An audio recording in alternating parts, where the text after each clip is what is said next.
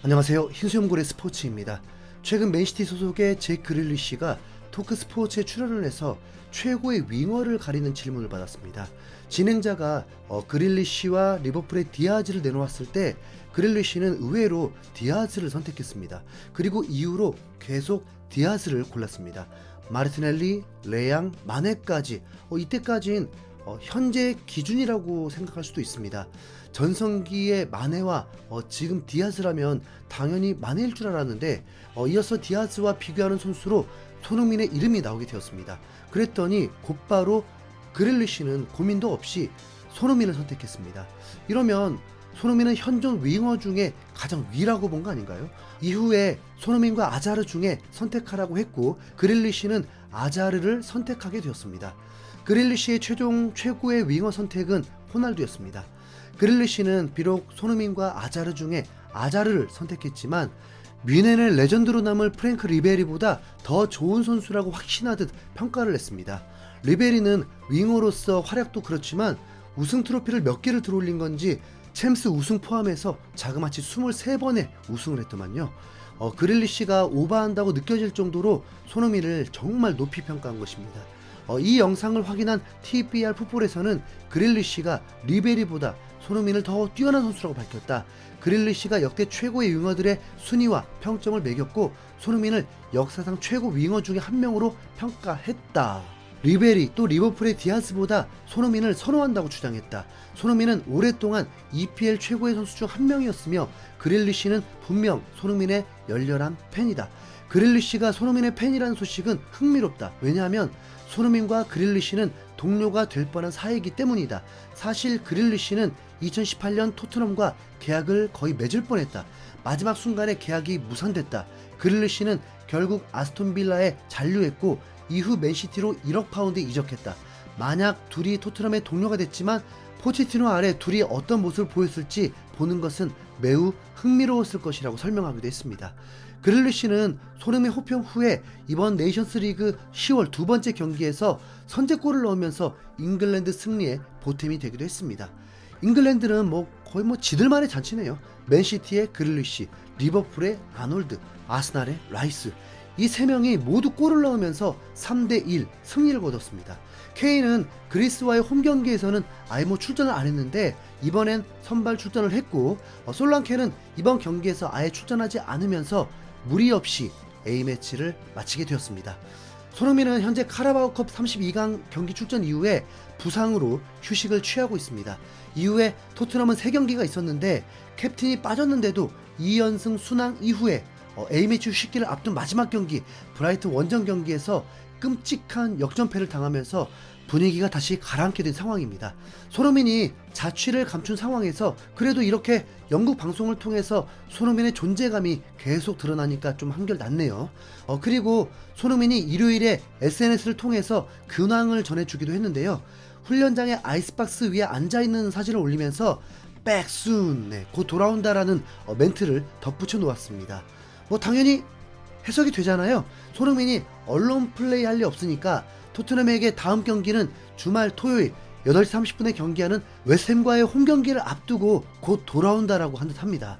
손흥민이 팀에서도 국가대표에서도 캡틴인 것을 인지하고 이 사진을 보게 되면 참 마음이 무거운 게 느껴지지 않나요? 팀원들아, 다치고 돌아오면 안 된다. 동생들아, 나 없이도 이라크전까지 꼭 승리해야 한다. 그쵸? 이라크전을 꼭 승리하는 이유는 다른 거 없습니다. 스포츠가 승리하기 위해 하는 거니까요.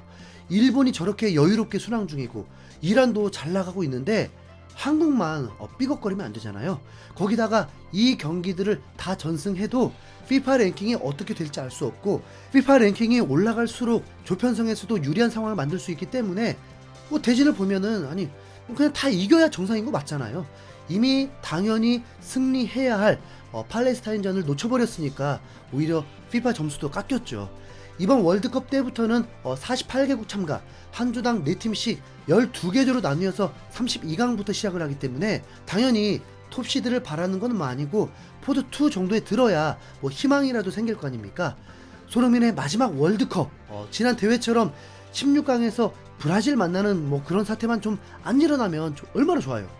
한국은 원정에서 요르단전을 승리하면서 손흥민 없이 이라크전도 승리한다면 차라리 뭐 월드컵 전까지 손흥민이 최종 예선에서 출전을 안 하는 것도 좀 고려해보면 어떨까 하는 생각은 듭니다. 지금 뭐 여기저기서 32살이 된 손흥민에 대해서 관리를 잘 해야 한다고 입을 모으고 있으니까요.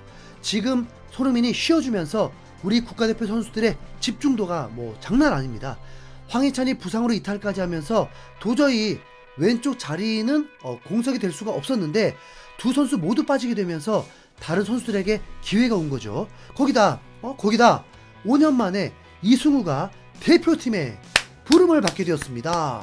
아하, 한편으로는 이렇게 안 좋은 일들이 있어야 이승우까지 돌아오는 거구나 하는 좀 속상함도 있지만, 많은 팬들이 이승우를 합류시켜야 한다는 의견도 굉장히 많았었잖아요. 본인도 많이 놀라워했습니다. 양민혁이 합류할 것 같다고 예상했었는데 홍봉사. 네. 어리둥절한 이승우는 인터뷰를 통해서 밝히길 문선민과 함께 KTX 입석을 타고 대표팀에 합류했다는 소식까지 전했습니다. K리그에서 최고의 선수이기도 하고 국가대표이기도 한 이승우가 기차 입석 타고 합류를 하니 정말 재미있지 않습니까? 이승우는 대체 자원으로 합류했기 때문에 선발 출전이 되는 것은 뭐 아마도 좀 어렵겠죠. 하지만 팀의 완성도가 더 높아지면서 3대 0이 만들어진다면 이승우를 출전시키는 건 어려운 일이 아닙니다. 그리고 꼭 그래야만 하고요. 대부분 공격수들은 유럽파들입니다. 화요일 저녁에 용인에서 경기하고 바로 주말 리그 경기를 위해서 돌아가야 합니다. 그럼 뭐 당연히 부상 위험 덜도록 선수들 관리가 필요하죠. 이강인도, 이재성도, 황인범도, 배준호도 다요. 이승우도 주말에 중요한 경기가 있지만 그래도 한국에서 뭐 시간적으로도 부담스러운 건 아니니까 이승우의 출전은 충분히 예상할 수 있습니다. 홍 감독은 K리그를 맡으면서 이미 이승우의 분석은 끝이 나 있는 상태죠. 그러나 졸전이 되면 이승우의 출전은 좀 어렵지 않나 싶습니다. 이번 이라크전은 굉장히 의미가 있는 게 그동안 우리가 지켜봐왔던 스페인 3인방이 한 번에 모이게 되었습니다. 이승우와 이강인은 3살 차이입니다. 사실 국가대표에 함께 했었다 해도 이상할 게 없는 그림인데 서로 계속 엇갈렸습니다. 2019년에 9월 A매치에 딱 한 번 동시에 부름 받았지만 동시에 뭐 출전할 수는 없었습니다. 둘은 축구 팬들을 기분 좋게 하는 타라시아급 테크닉을 가지고 있는데 서로 스타일도 뭐 다릅니다. 그래서 경쟁도 아니에요. 피지컬에서 아쉬움이 있지만 이 두 선수가 같은 팀으로 티키타카를 한다는 것 자체가 정말 신기할 일 아니겠습니까? 벤투 감독이 이승우를 합류시켰을 때는 이강인이 17살이었고 이승우가 2019 아시안컵 마지막에 부름을 받았을 때는 이강인은 경기를 많이 출전하지 못한 상황이었습니다. 그리고 2022 카타르 월드컵 시점에 이강인이 벤투 감독에게 확실한 부름을 받았을 때는 이승우는 외면당해 있었죠. 그 이후로는 이강인은 한국의 핵심 선수가 되어 있고 이승우는 이 날이 오기만을 기다려야 했습니다. 이강인, 이승우, 백승호, 와, 스페인 유학파 출신들입니다. 이 세 선수가 그라운드에서 함께 뛰는 걸 보는 것 자체가 정말 대박 이벤트일 것 같거든요. 거기다 국내파 배준호가 이미 유로단전에서 레벨이 다르다는 것을 보여줬다 보니까 배준호, 이강인, 이승우, 백승호가 함께 뛰게 되면 진짜 얘들도 정말 즐길 수 있을 것 같은 느낌이거든요. 뭐 물론 이게 현실적으로는 가능성이 적습니다. 유로단전에서 팀이 너무 안정적이었거든요.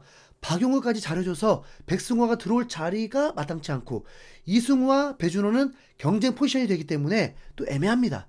그냥 이라크전에서 변수들이 생겨야 그 그림이 나오게 될 확률이 좀 있을 뿐인 거죠. 배준호는 인터뷰를 통해서 강인이 형과 뛰어서 정말 좋다면서 많은 것을 배울 수 있다고 했는데 슈토리 이강인이 벌써 형입니다. 팀이 젊어지니까 이런 날도 오네요. 홍 감독에겐 변화를 줄 카드가 많습니다. 오세훈이 선발 출전할 수도 있고 오연규가 폼이 워낙 좋다는 게 보여서 선발도 가능합니다. 이미 공격수들이 너무 젊은데 뭐 굳이 주민규가 들어가는 건 좀 그림이 좀 이상해요. 네. 미드필더에 이재성, 황인범, 박용우가 있으니까 공격진을 최대한 젊게 하는 게 좋지 않을까 싶네요.